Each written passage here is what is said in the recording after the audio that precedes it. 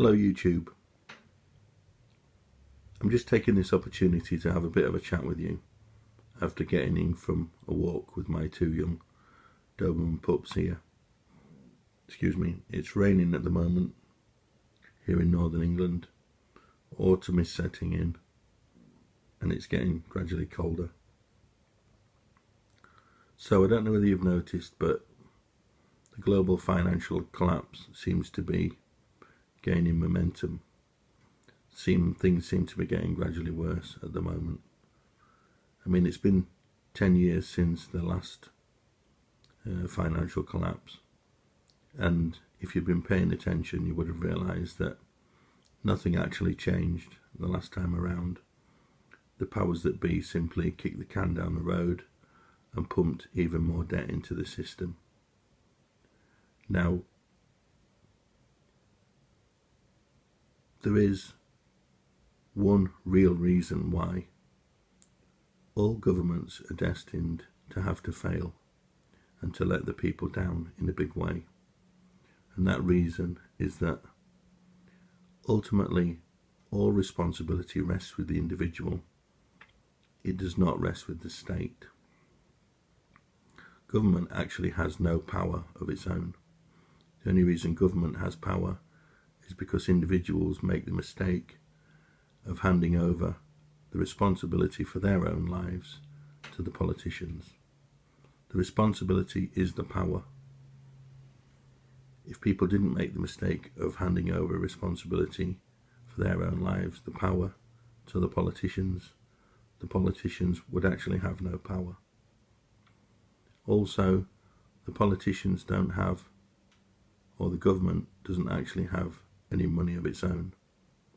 Government has to steal money from the host population, from the host nation, from its host nation, in order to sustain itself.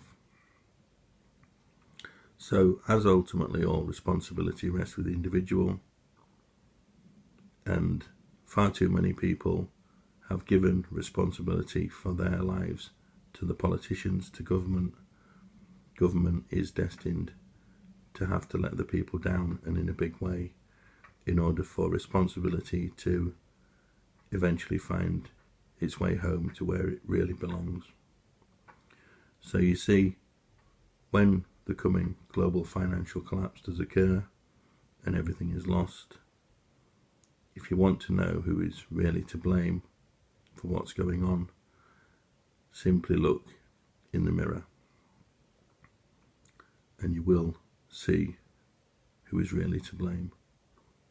Many individuals who are responsible have taken time to protect themselves from the irresponsibility of government and those around them, and when collapse does occur, in many ways they will be sound.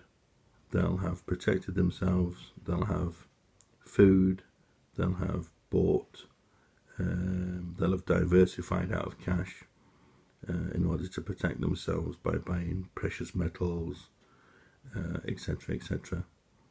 Because at the end, all paper money, all debt, eventually resorts back to its real value, which is actually nothing. So as global financial collapse edges ever closer, I just wanted to point out that it's responsibility, irresponsibility on behalf of most of the population that actually creates the problem.